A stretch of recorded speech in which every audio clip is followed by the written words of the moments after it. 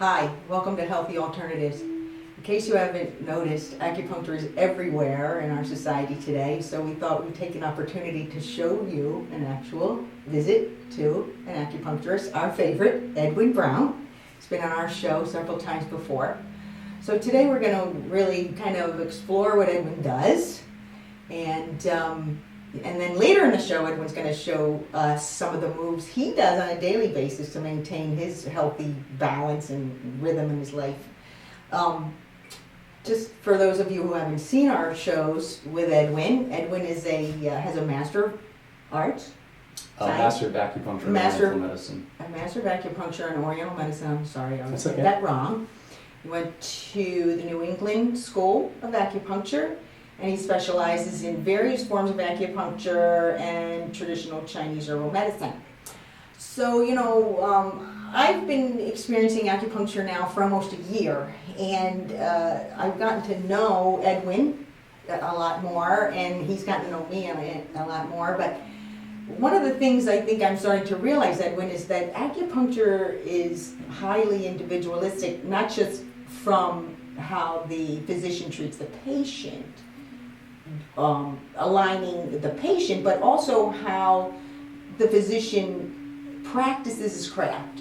So that's kind of, I think, one of the things we want to explore today, the various types of acupuncture and how they're utilized. And before I hand it over to you, I think it's important to mention that Edwin has also 12 years of experience in the martial arts, which you use a lot in your practice, and I find that very interesting, and hopefully you can explain how that has helped you develop yourself as a healer. Absolutely. Yeah, that part of what we'll do later is explore some of the movements that you do prior to martial arts training, and in fact it is referred to as body preparation exercises. So we'll look a little in depth in terms of the movements and how they relate to the meridians and how they relate to basically getting the body as healthy and as prepared as possible for what is often a quite rigorous workout. And as that applies to acupuncture in terms of the martial arts background, it has to do with understanding the rhythm of the body's energy, the different types of energy, yin versus yang, and how we can use that on the healing aspect, on the healing side of the energetic traditions. And I think that's what people don't realize. I didn't either. I've been, martial arts, you think of, a lot of kung fu and breaking things, and it's not necessarily, it's more like a fighting method rather than a healing method. Well, traditionally martial arts are a system. They're called the Ryu in Japan. And the Ryu, the character for Ryu is actually, in that character is an aspect of movement, because there's a picture, or a pictogram rather, of an eddy, much like when you're seeing in a river that there's a little bit of the river that's just floating or circling in place. And so it denotes movement, but it also denotes the idea of something that has come before, something that is currently happening, and something that is moving forward into the future. That's been the traditional way for centuries. I was fortunate enough to train with someone who was a part of a Ryu that was very old, and so I've learned a lot of things regarding energy that I try to use in my practice. Didn't help me so much in terms of the actual fighting. I'm a little clumsy, so it wasn't as much evident. Well, we're very happy that you've been oriented towards what you're doing. But so now there's the Chinese form and the Japanese form of acupuncture, and is there a third? Well, the Chinese acupuncture style is where it all begins, some millennia ago, I should say. From that, you have different styles of acupuncture that crop up in different parts of Asia. About 500 years ago, 500-600 years ago at this point, there was a rather large influx of knowledge transfer back and forth between Japan and China. Japanese practitioners of martial arts actually were quite often the healers, and they would go to China to train and seek out a master of some form of art that they were looking to learn some sort of martial art. And in the process, a lot of them also learned the healing arts, including acupuncture. And so they brought that information back with them and incorporated it into their own traditional medical modalities. In fact, one of the lineage I mentioned, having been trained by someone who is a part of a review that extends back many, many years, centuries. One of the arts that eventually funneled down to become judo through a gentleman who was born in 1860, Judo Kano. One of the arts that led up to his lineage, his studies, was brought, sort of flourished in a time in the 1600s where the gentleman who Akiyama Sensei was his name, who I believe that's his name if I'm not getting it incorrect, but Akiyama Sensei brought back from China a lot of the different medical healing practices that we use in Japanese style acupuncture today, as well as some of the martial arts practices that eventually became part of the lineage that I was privileged enough to have participated in for a short period of time. And by so short, there's a real continuity. Yes. Which is part of the whole sort of, I hate it's such an overused word, mystical experience of acupuncture, but it truly is something that I think is hard to understand unless you've actually experienced it. Yeah, it is. It's a lifelong endeavor, and I mentioned just a little bit ago that it was a short period of time, and by that I mean actually 15 years. But that is a short period of time relative to how much time people have invested in not only practicing but developing healing and martial arts. One of the things that I want to emphasize is you brought up a very interesting point, is that a lot of people look at this, and myself included when I first started acupuncture, as this mystical, sort of almost otherworldly type of modality. Again, drawing reference from the martial arts, the word jiu-jitsu, which we're all, a lot of people Sort have of heard of the word. yeah. You think of jiu-jitsu and you think of, some guys out there battling it and, striking and kicking and throwing each other and grappling, and that's all part of it. And the character for jiu-jitsu, as it was explained to me, has two components to it. The first component is a little sparkly stick, like you see in the 4th of July. Of course, being that gunpowder was invented in China and fireworks, so they've been using these for centuries, and so it's very, very common in their understanding, and their understanding of it is that it's this almost magical quality to it. So that's part of the character for jiu-jitsu or martial arts training. The second part of it, which is the one that people often forget, is someone carving stairs into the side of a cliff. Now you think about what it means to carve a staircase into the side of a cliff. It is hard, quite often not very glorious type work, but it's just an endeavor that you take on, you're committed to it, and it's purely sweat, blood, tears over an extended period of time. So in other words, it's very, very hard work. And through that hard work and discipline, you are able to elevate your craft to the point where it seems magical. But in fact, what you're doing is you're working hard, you're understanding very common human phenomena in terms of human health, in terms of understanding what nature is all about and how we fit within that realm of nature, and then applying that to the healing arts or to the martial arts. But in this case, we're going to demonstrate how it applies to the healing arts. I like that imagery. I think it's we can apply it to a lot of different endeavors. That's right. And in fact, you mentioned Kung Fu earlier.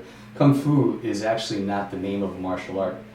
A Kung Fu is actually a discipline. So Kung Fu is most commonly used and understood as being part of the martial arts, but your Kung Fu may be painting. My Kung Fu is acupuncture. Other people's Kung Fu may be plumbing or electricity or carpentry or being a police officer or a doctor. So your Kung Fu is really like your livelihood, your passion, what you're dedicated towards. Exactly. It is what you dedicate yourself to, what your discipline is, what your craft is. And so anyone who has a discipline or a craft that he or she is endeavoring to master, to elevate to another level is practicing Kung Fu. Well, why don't you practice some Kung Fu right now? Okay. Before we do a little bit of that, I wanted to also mention that what I'd like to do is to demonstrate 3 principal forms or styles of acupuncture. They're all based primarily on the Japanese style of acupuncture, but again, they all come from more of a Chinese style background.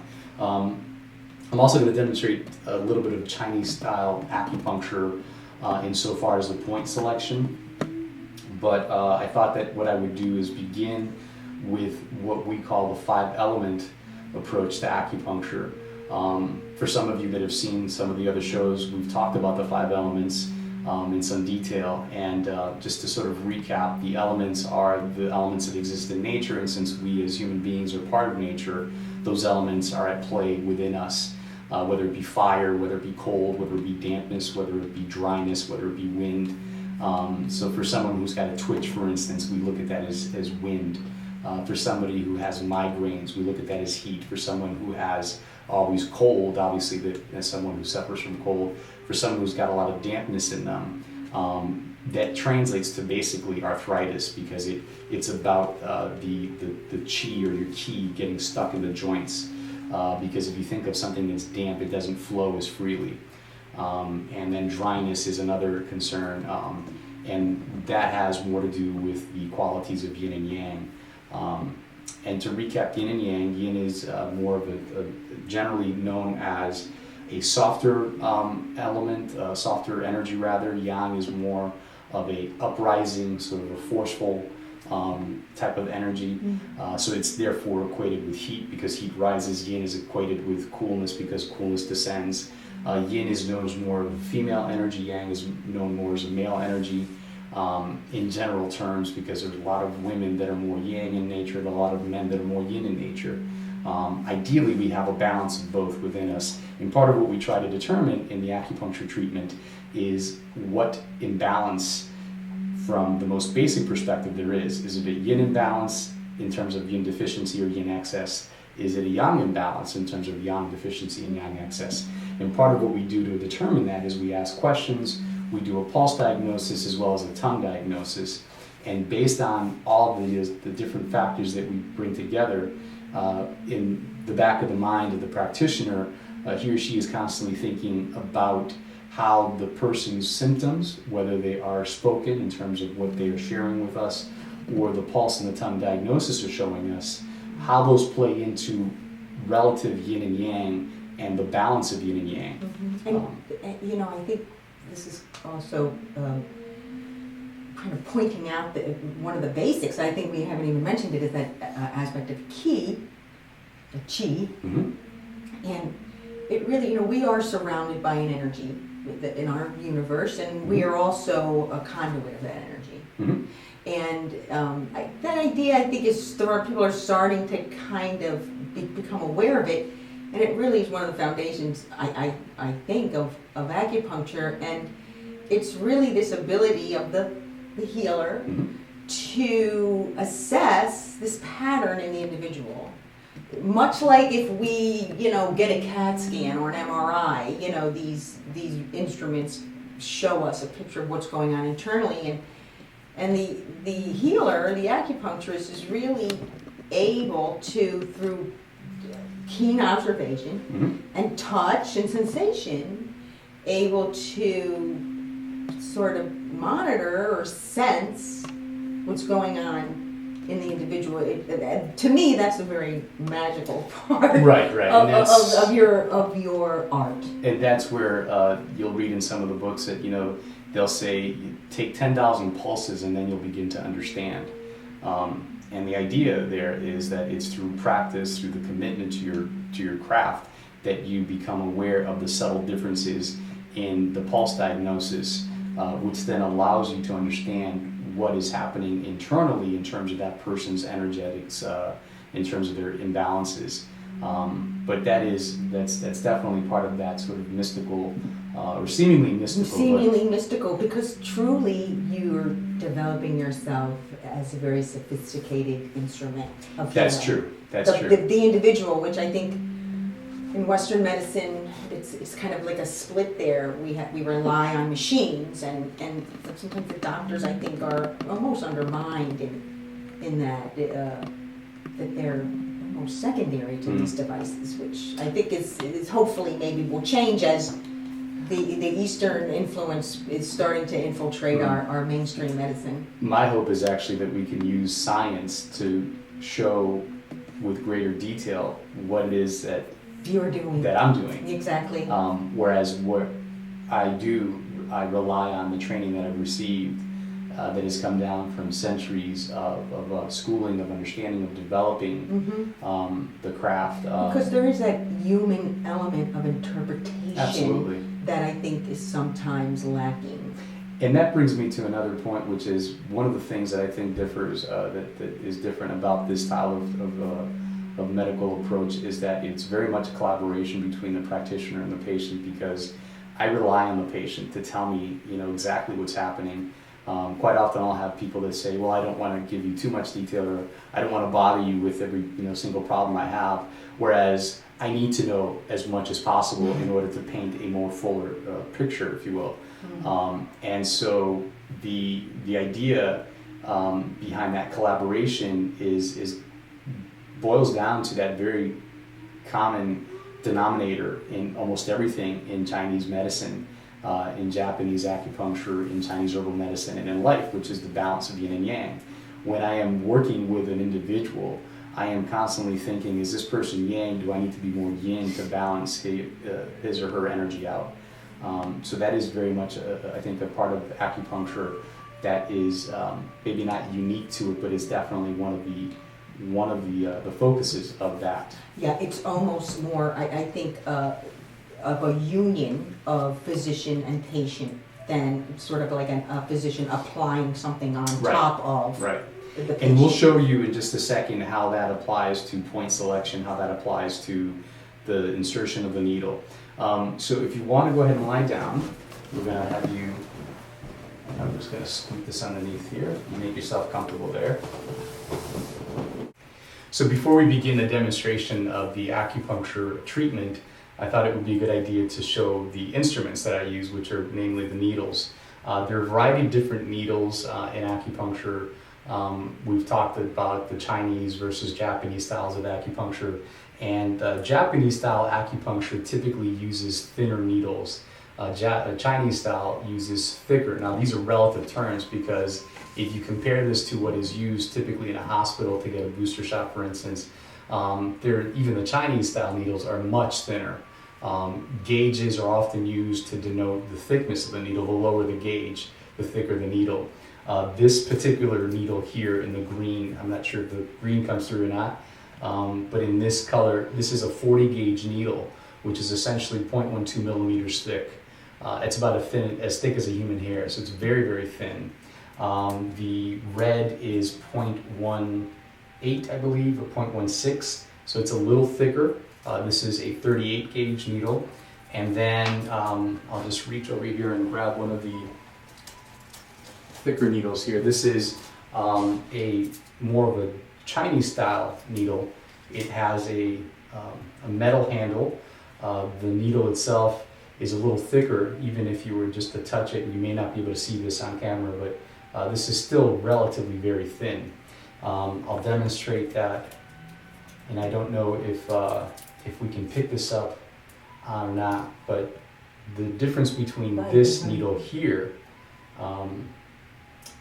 versus this needle here is it's actually quite different in terms of the thickness.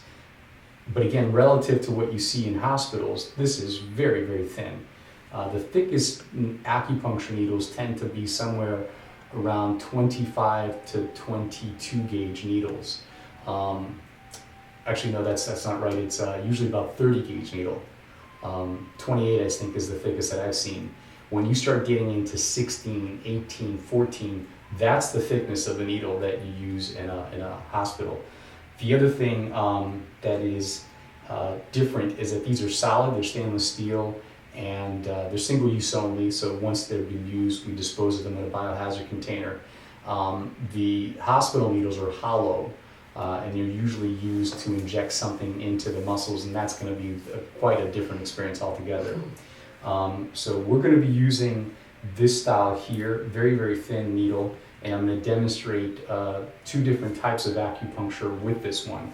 The last style of acupuncture that I'm going to demonstrate uses a non-insertive needle, and it comes in its own little plastic case. This particular style of acupuncture needle was developed to, and it's not wanting to come out of its shell here.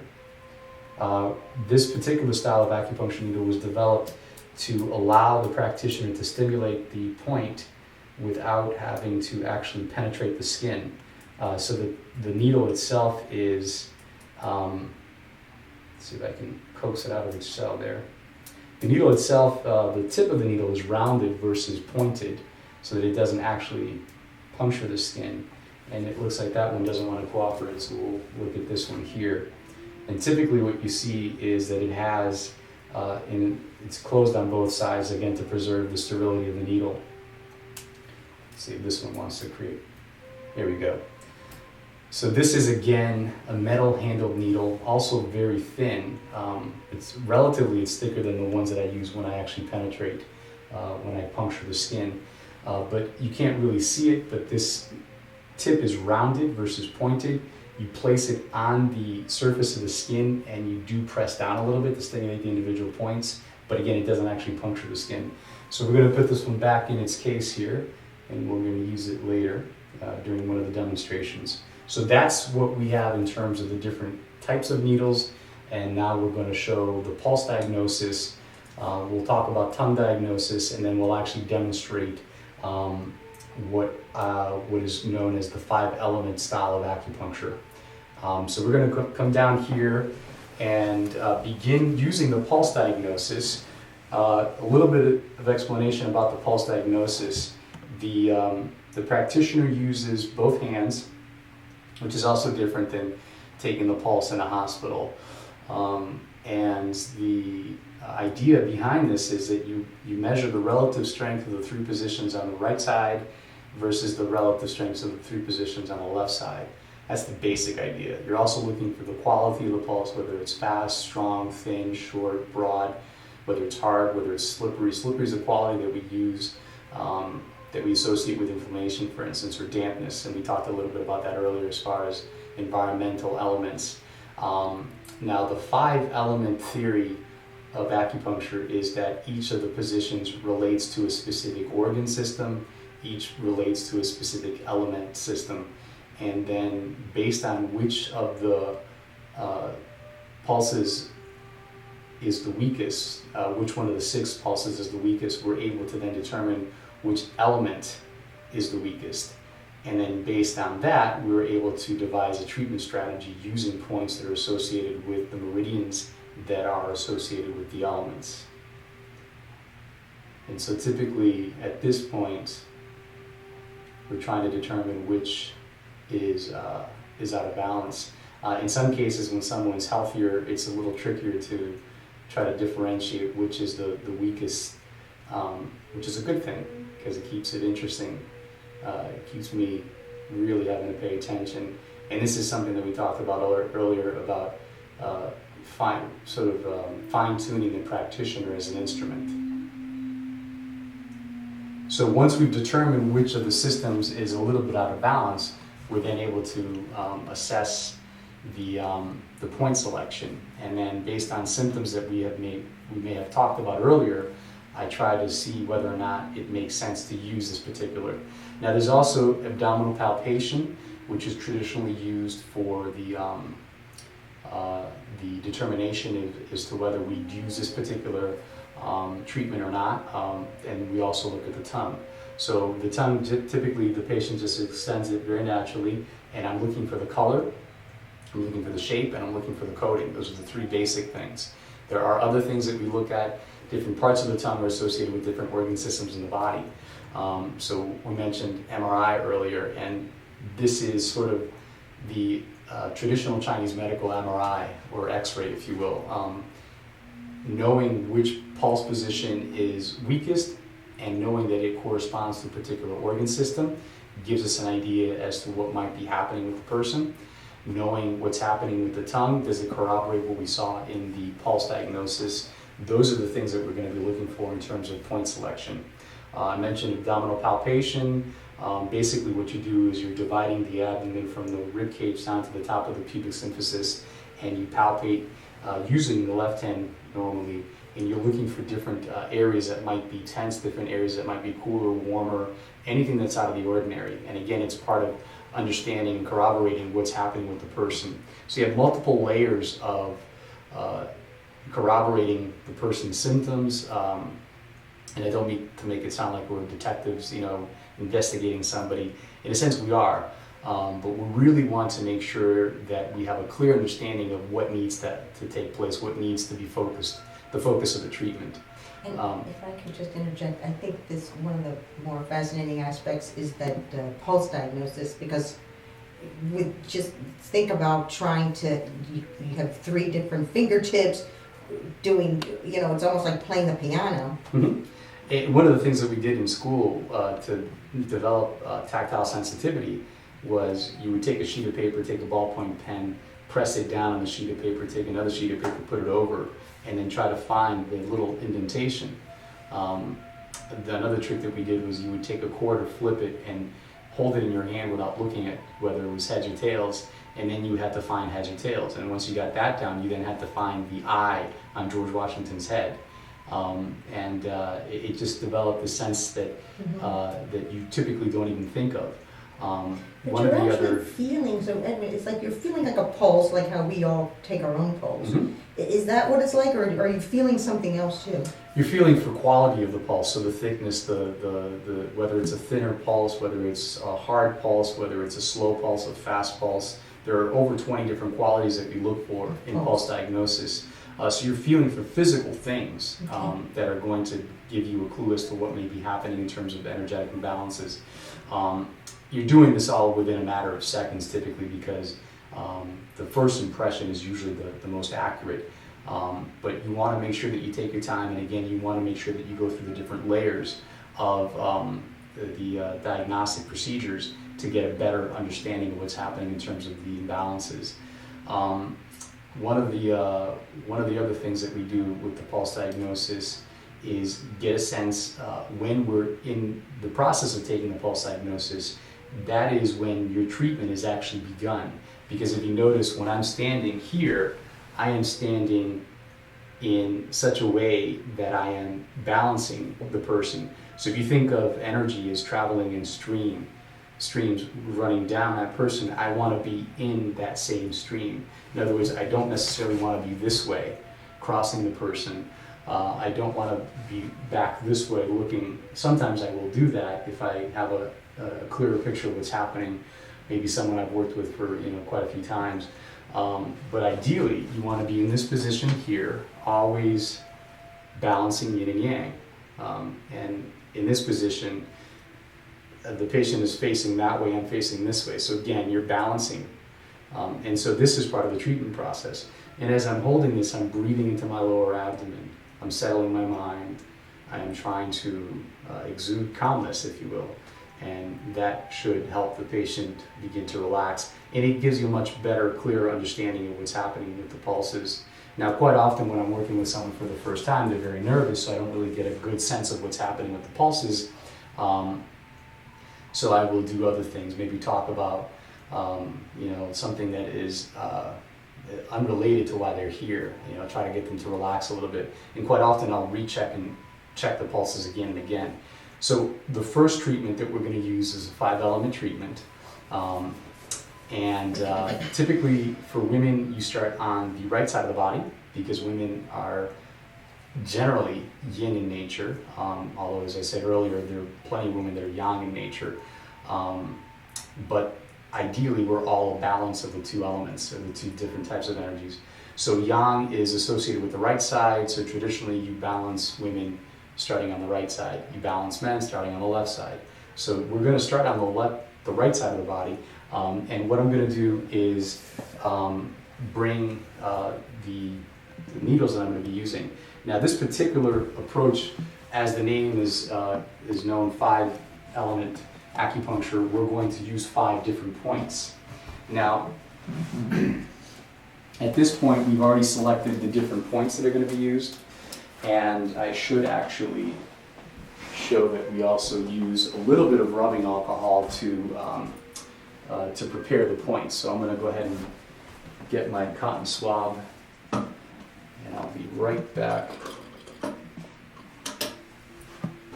Okay. So for this particular one, we're going to use a point up here. Now some of these points are a little bit sensitive because they're on the extremities. So we're going to actually prepare a bunch of different points.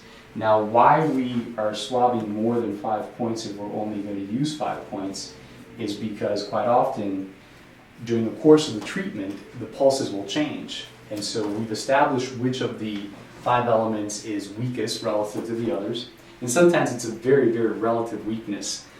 Sometimes it has very little to do with a true deficiency, but it's a relative deficiency to the person, and that's something that's important to understand.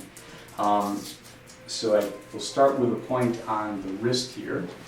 And so because this tends to be a little more sensitive, I usually have the person inhale and exhale. Now what I'm doing here is I'm looking for the tendon here, and this meridian here runs right along the bone there. And I'm not sure if you can see on the chart here. I actually didn't realize that they don't show the yin on this chart. This is more the back. But these are some of the meridians. On the other side of the forearm, there are 3 yin meridians that we'll be using. We're going to be using yang meridians in just a second so we can actually show you the individual points. But the first one that we're going to be using is a yin element. So we find the pulse here, we find the point here. And once I've located using very, very subtle touch here, you try to see if there's anything particularly unique about that point, whether it's harder than normal, whether it's softer, or whether it feels okay.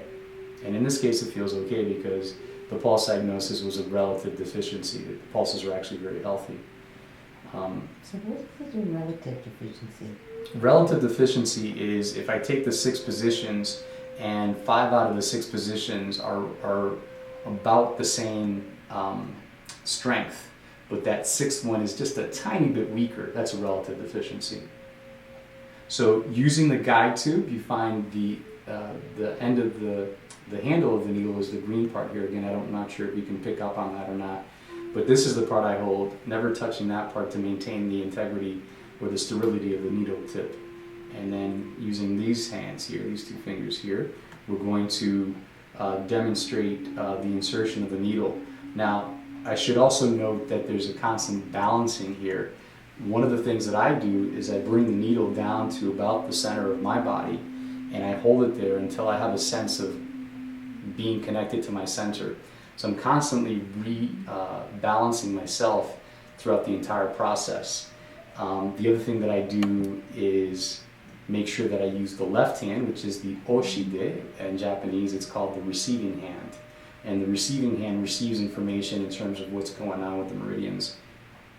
So again, you find the pulse or the position, you take the guide tube, and moving the fingertip aside, you place the tube right where the fingertip was so that you know you're not on the tendon itself. And then I sort of snug it in there in these positions because it's a little bit, so it's close to the tendon. I want to make sure that I'm not on that. Now you hold it in place there, and I usually tap a little bit here just to sort of wake up that point a little bit, if you will. And then I have the person inhale, and on the exhale we just do a very simple tapping in, just like that. Now, again, this area here is very sensitive, so sometimes there might be a little bit pinch, sometimes it's a little stinging. I didn't feel anything. Sometimes you don't feel anything. A little something, but no. Typically what happens is that when you have that sensation, 2 things. First, it usually goes away within a few seconds, maybe 5 to 10 seconds. Secondly, what that is doing is it's stimulating the brain. It's now beginning the process of secreting different neurotransmitters such as endorphins, serotonin. These are feel-good chemicals that happen in the body. That's more from a physiological perspective. From an energetic perspective, we're just activating that particular meridian system. Now, there are multiple points on one meridian, and one of the things that I think is important to note is that there are different styles of points. So for instance, there are points that are known as source points, and this happens to be one of them. And a source point is the point that is said to activate that particular meridian. Now we're going to leave that needle in place. We're going to come down here and we're going to do the second meridian. And now, because we do the 5 elements, we're going to move from element to element.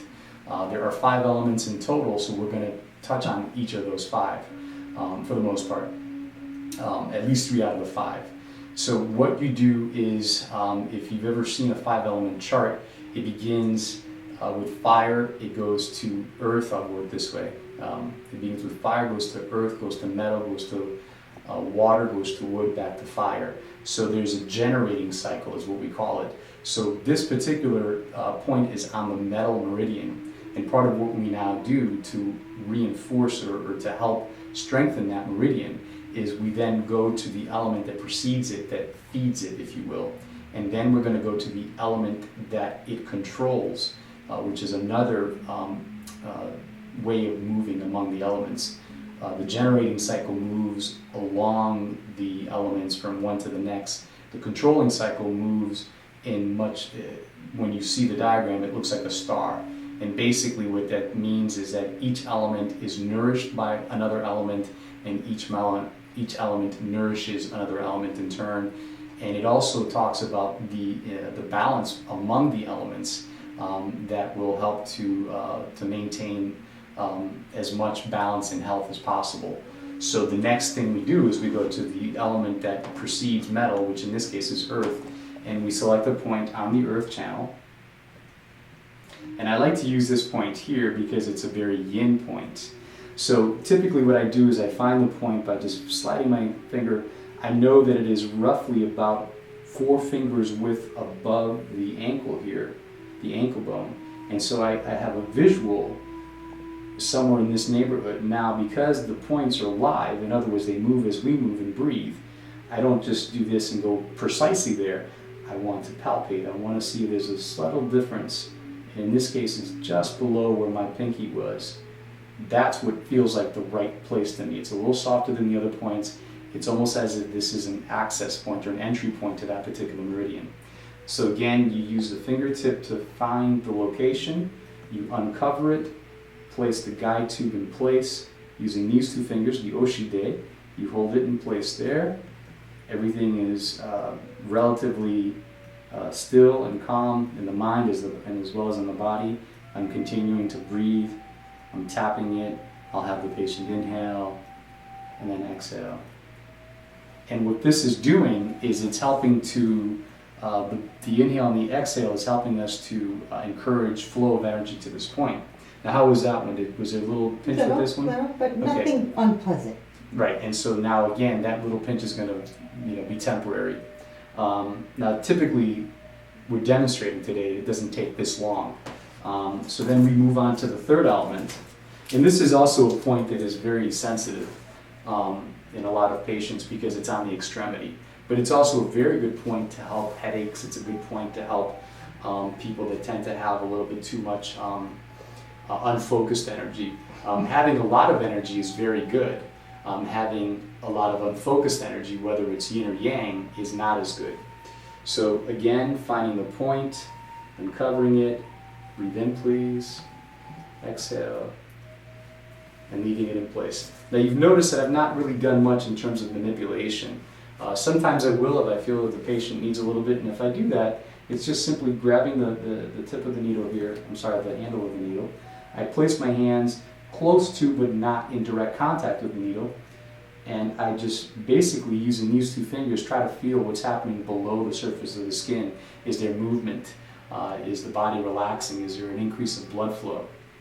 And so we just do that a few times. And once I've felt a little bit of movement, I just stop.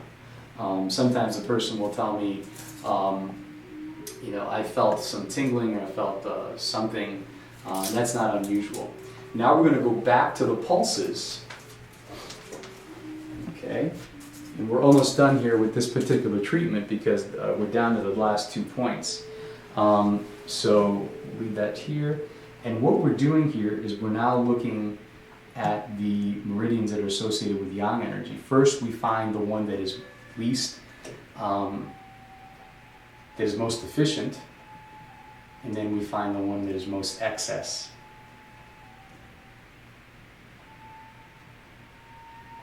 And then once we've established which is which, we're able to then help to bring the body into better balance. So in this case, we're going to be using a point here on the hand. Now earlier you saw me swab a bunch of different points, and this is why I did it, so that we can have them prepared in the event that we do use them. Because we could have used a point here, on the wrist, on the elbow. Typically those are the points, or even one down here by the leg. So in this case, we're going to use one on the hand, on the forearm. All right, and so since this is a meridian or a system, an element that is a little deficient in terms of yang energy, we want to go with the flow of the meridian. So we find the point there. Now this particular meridian runs in that direction.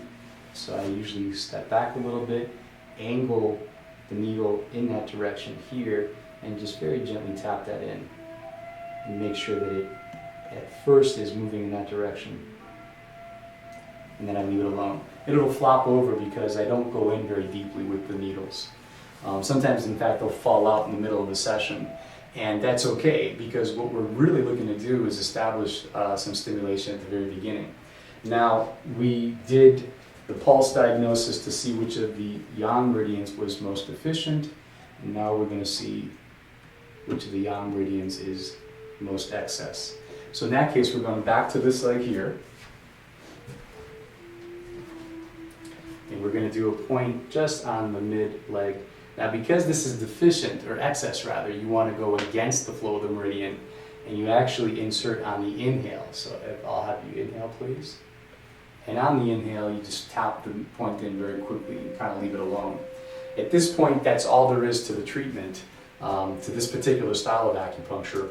The next thing that we do is basically let the person rest. I come back usually within 10 to 20 minutes, depending on a variety of different factors, and we recheck the pulses.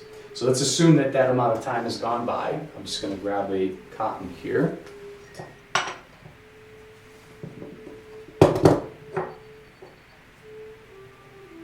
And I'll bring the biohazard container down here closer to me. At this point, 20 minutes have gone by, 15 minutes, however much time, and then we'll start taking the needles out.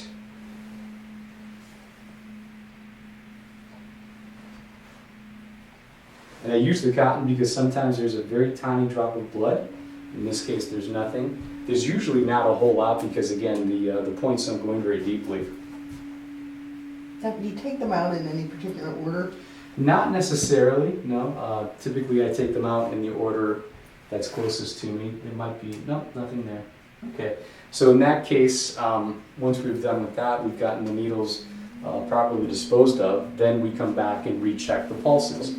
Now, we knew which pulse was off, and then when you recheck them, you're looking to see that the balance of the pulses is better. And in this case, it is. And so that's the 5-element approach to acupuncture. The next thing that we're going to do is more of a Chinese style acupuncture. I'm going to go a little bit faster this time, not explain quite as much because a lot of it is sort of the same. What I'll do is highlight the differences in terms of the approach.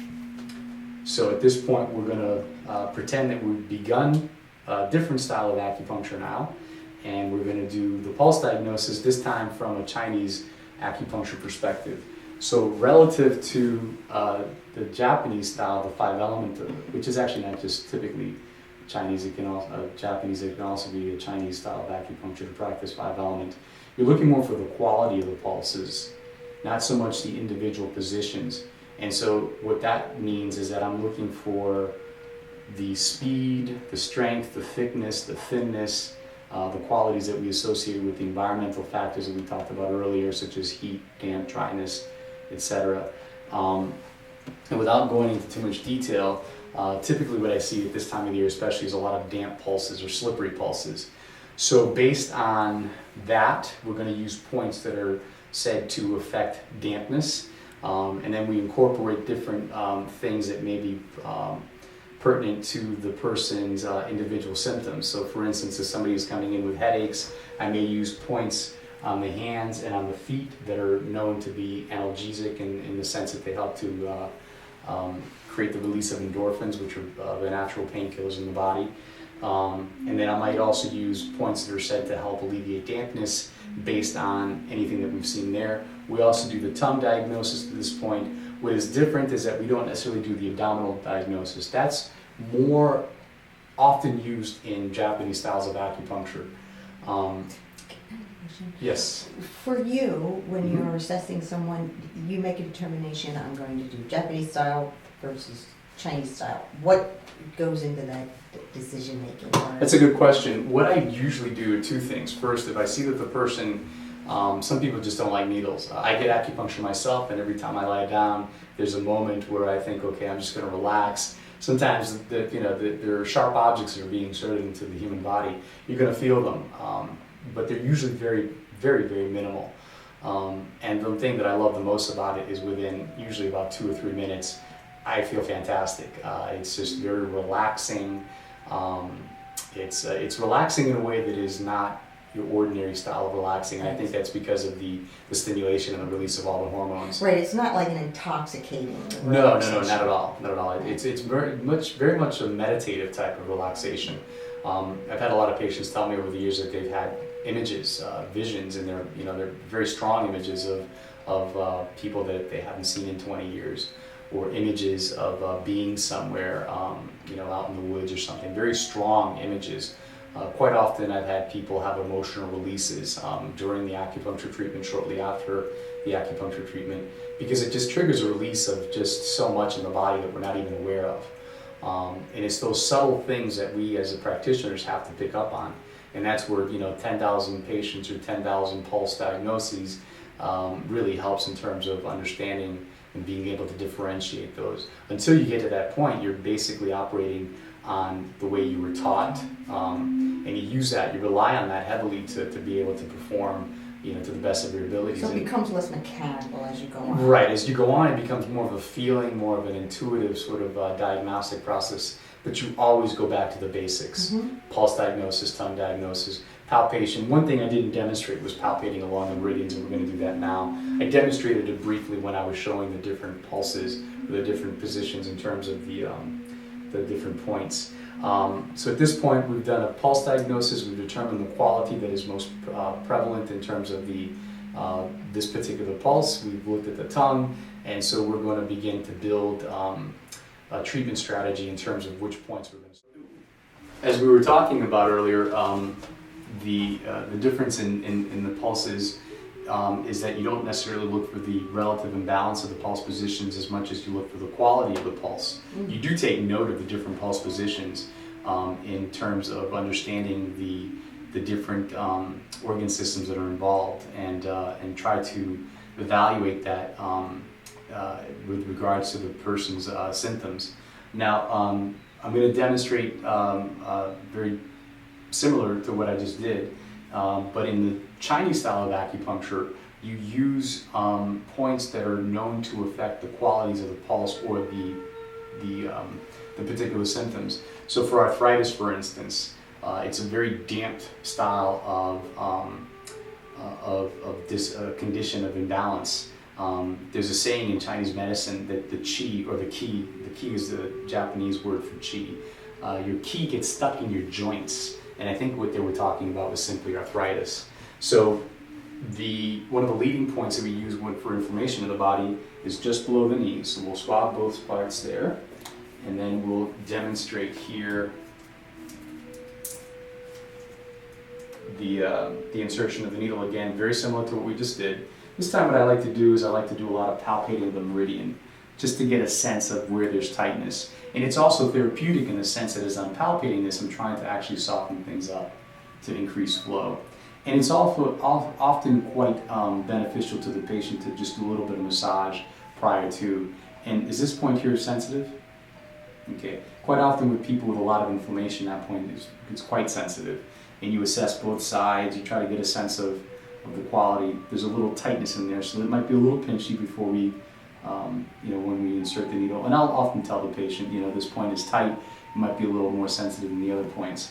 So just as before, you find it with the left hand, put the guide tube in place, quick tap, and it's in. Now with Chinese style acupuncture, there's a little bit more stimulation. The Japanese as well, but not so much, at least not when I'm practicing it. I do more stimulation on the back than on the front. So what I do here is using these two fingers, just grasp the handle, and again placing my hand on either side. I'll do a stimulation that is back and forth. You're very gently moving the handle back and forth between your two fingers. So this movement back and forth is going to stimulate the skin and the tissue in that area. That I always ask to make sure that it's uncomfortable. If it's uncomfortable, you let me know. And once I've done that, I'll leave that point alone, and I'll go back and I'll go on to the next point. Typically I do from right to left, and I try to do 1 or 2 points on one side and then go and do the same points. That's another difference, is that before we didn't have a symmetrical selection of points. There were 3 on this side and 2 on that side. There were different meridians involved. That's because we were trying to affect each of the elements. In this, we're trying to affect the quality of energy that is most affecting the person. So if it's dampness, for instance, we're going to do points that are more associated with dampness.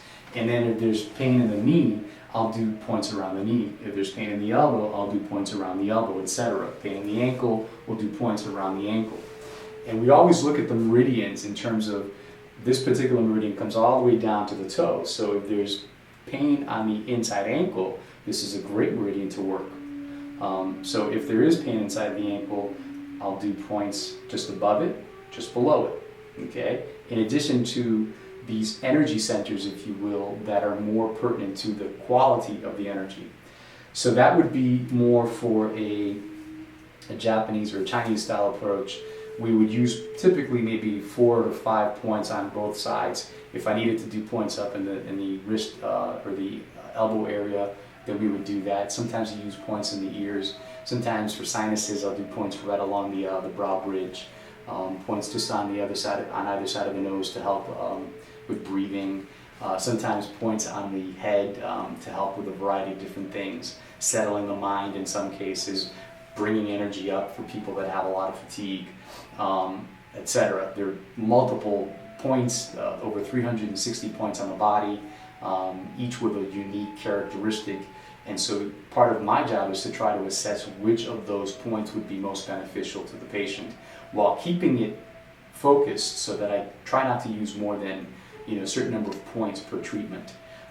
So if we were to demonstrate the entire technique or the entire treatment, we would have probably 1 point on either side here, points on the feet, on the mid calf, and then points on the feet, maybe some by the ankles or by the wrist and elbow. And then again, we let the person relax. 15-20 minutes later, we come back and we remove the needles.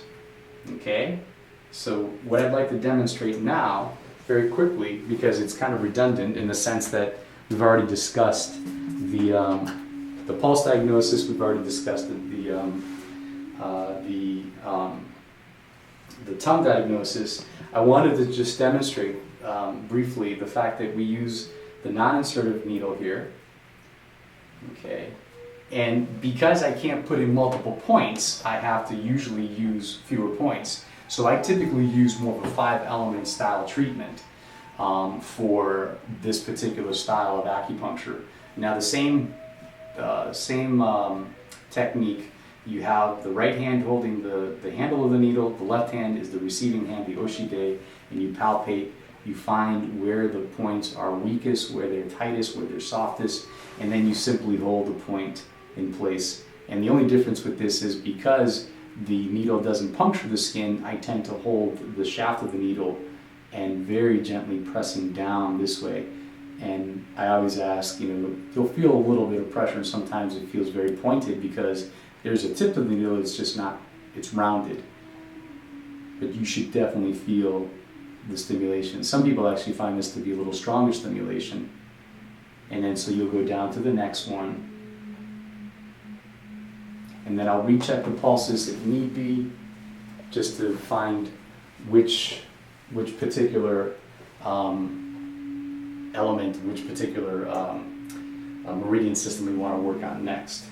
And this, just like every other style of treatment, is based on pulse diagnosis, tongue diagnosis, and symptoms. And typically once I've done that, I've done the 5 points that we use for a 5-element style treatment, I come back, I recheck the pulses, and if I find that there's a pulse that's slightly better but not quite, then I will use the source point.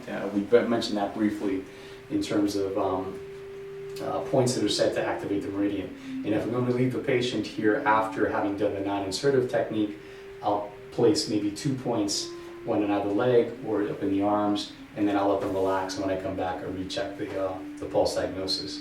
So that is in a nutshell, the different styles, the 5-element style, the Chinese style, and a non-insertive style of acupuncture. And there's a lot more to it. There's a lot more in terms of each individual case. Sometimes I blend a lot of the styles. Sometimes, as we were talking about earlier, there's a lot of intuition involved, and so I'll simply listen to that intuition. If in the back of my mind I start thinking about a particular meridian system, it's there for a reason. It's something is calling my attention, and so I won't shy away from using points that were outside of my original point selection. Mm-hmm. And I think too, for the purposes of this demonstration, you were describing what you're doing, but when you're actually treating a patient, there's this dynamic between the patient and you, and you're talking to the person, and Exactly. you're getting even more information. Exactly. So it's really it's a beautiful exchange. Yes. Yeah, and that's a good point, because as I said earlier, it is about the relationship. And quite often in the middle of a treatment, they'll say something, "Oh, I forgot to tell you, I had a bad night's sleep the other night, I had nightmares." And then I'll start to think, okay, well, how does that fit into what we were just doing and talking about?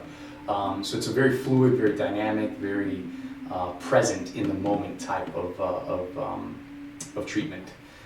Each treatment, if I see somebody multiple times, each treatment is going to be slightly different because they're at a different place in their life at that particular moment.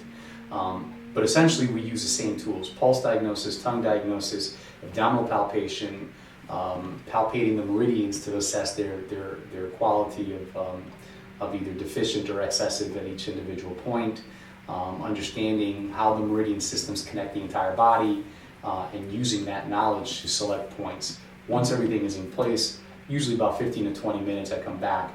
Now, what we didn't demonstrate is that to balance the body, I will often use the back points, and these are the points that are on the back that are most commonly used between the base of the neck all the way down to the top of the hips. Sometimes the back of the head, sometimes even back into the back of the legs and the knees. But that's, in essence, the overall way that we treat the person. Typically, we start to see some changes, and if not, we talk about what other types of modalities, maybe herbal medicine. I'm a big fan of integrating different types of modalities, so sometimes I'll have people do massage, sometimes chiropractic care, sometimes naturopathic medicine. And sometimes it's like, usually people come and there's a problem. Mm-hmm. And it's very quickly, I think, remedied. Mm-hmm. And then you just come almost like to maintain That's right. a healthy balance One of the in your things body. that's a good point. One of the things that I try to do with a pulse diagnosis is get a sense of what is happening or what may happen. If you have a slight deficiency, for instance, that may point to something that is going to happen. Sometimes we're exposed to things and we're not, we don't get sick until a few days later. So it may not even be that you have symptoms, but because the pulse diagnosis gives us a sense of what's happening internally, sometimes we actually catch it beforehand. And that's where the self-maintenance or the preventive maintenance aspect of acupuncture comes in.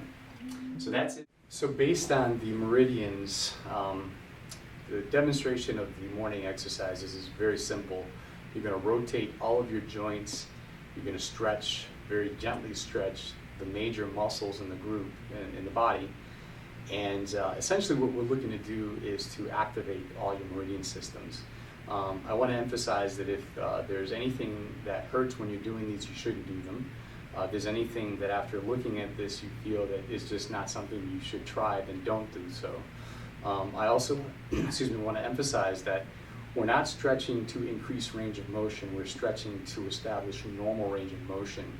I've mentioned that your chi or your ki can get stuck in the joints, so the basic beginning of this is rotating all your joints. And in some cases I'll demonstrate to patients how they should do it, and they'll say just rotate your joints, especially because some of the other movements are require a little bit more I guess flexibility, a little bit more strength, and if you have anything that's compromised in terms of the joint, your back, your knees, etc., you may not want to actually try these. But we start at the very top, just very simply rotating the head. Now I do 3 to one side, very gently, and then 3 to the next side. And what this is doing, it's relaxing the neck muscles, it's allowing for more oxygen to flow up into the brain, very gently. You look down, you look up, and not too far up because you don't want to put too much strain on the neck. Just very gently want to stretch here. You look side to side 3 times. And then I come back and I do 1 more circle to one side and 1 more circle to the other side. Now remember, this is all very gentle. You can make smaller circles if you feel that you need to, if there's anything going on with the neck that may be compromised. Then you go to the joint, to the next joint, which is the shoulder, and you do 5 circles to one side and 5 circles to the next side. And so you go to the front, okay, and then once you've done both sides to the front, you go to the back. Now notice that my arms, my hands are not coming above my shoulders. This is just so that we're not overdoing the joints and the ligaments and tendons in that joint. You want to make sure to work within your limits, so that if you can only make small circles, that's fine. The other thing I want you to note is that there's a lot of movement in this because we're trying to establish a centered way of moving. You're breathing here, you're relaxed here as you're doing the exercises. So once you've done the circles to the front and to the back 5 times, you do crossing 5 times. And this is really good to get some of the back muscles that get tight between the shoulder blades to loosen up a little bit.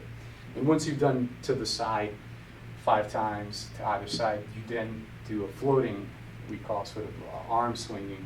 And this is a really nice way of settling the mind, settling the body. You're also incorporating a lot of the lower back now. So you notice we started here, shoulders, and now we're into the lower back and the hips. So you do 5 to either side. And then you do what we call figure 8s because you're angled here, so now you're getting a deeper stretch into the hip muscles, into the lower muscles, into some of the groin area as well. And then you go 5 to side. So once you've done 5 to either side here, then you're going to actually do the hips. And again, 5. So 5 to the left, and then you do 5 to the right. And once we're done with that, we go to the knees. Now you bring your feet together, slide your hands so that the heel of the palm is just above the kneecap, and you rotate 8.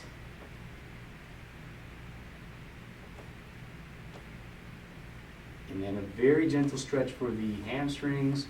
The knees are locked. You're not bending forward so much. You're just very gently stretching the hamstrings. And then you do 8 to the next side. Now once you've done the 8 for the second time, you go and a slightly deeper stretch. And this is where if you have any compromises, you want to be very, very careful. What I do is bend the knees so that my hamstrings aren't locked in place, and then I relax. I look at the knees so that my neck muscles are relaxed and just kind of hang out there. And then you squat.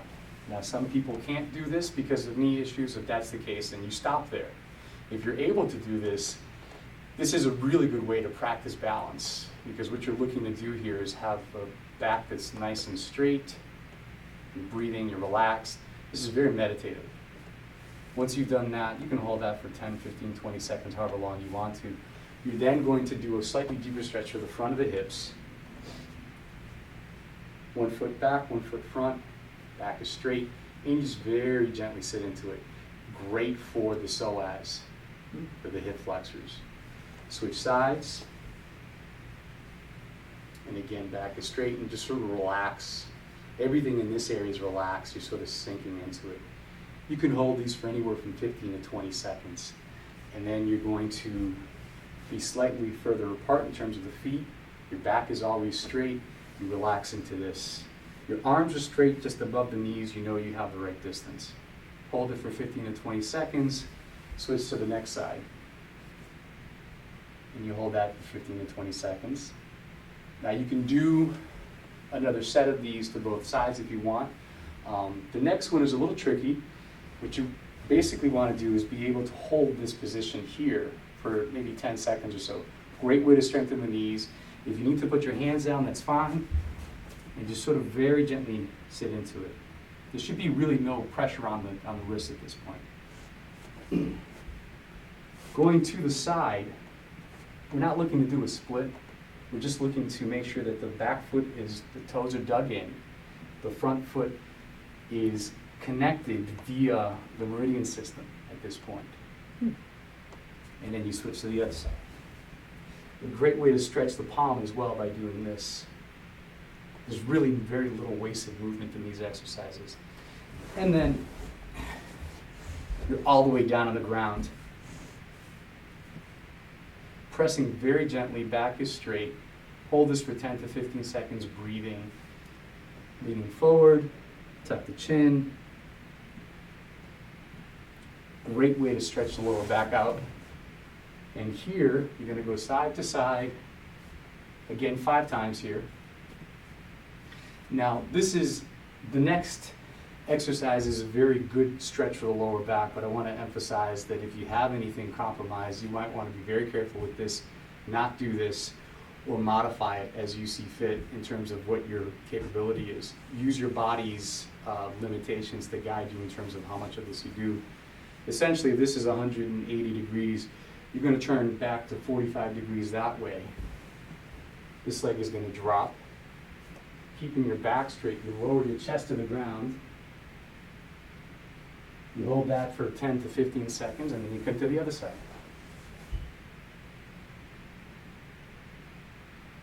Great stretch for the lower back. I use this all the time. Now, for this next part, I scoot up a little bit because my feet are going to go up above. You just kind of rock back and forth, relax.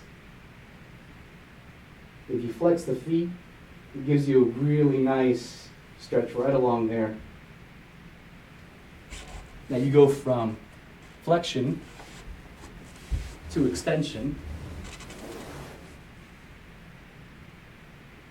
You look one side and the other.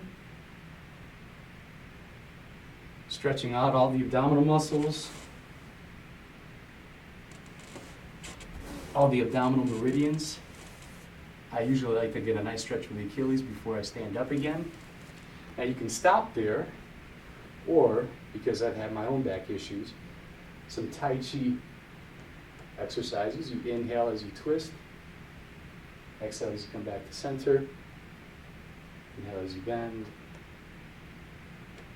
and exhale as you come back to center. Peach picking, reaching up, going up onto your toes for the side that you're reaching. Great stretch of the lower back. Very gentle twisting, side to side. Your back is straight.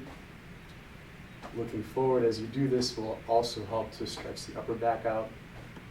And then very simply relaxing the legs, leaning forward, and doing the opposite of the peach picking, but to the floor this time. Also good for the lower back.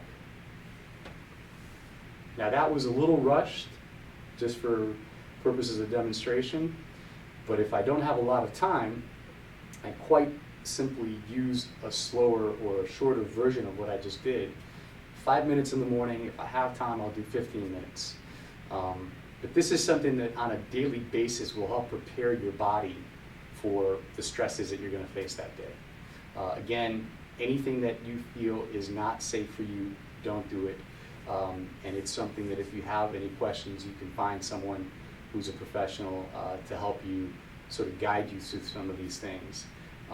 This is basically warm-ups that we do for judo and some for tai chi to prepare the body for that particular workout. But it hits on every single joint in the body, most of the major muscle groups in a very gentle way. So I hope that's something that you can take to help with you for your daily stress. Thank you.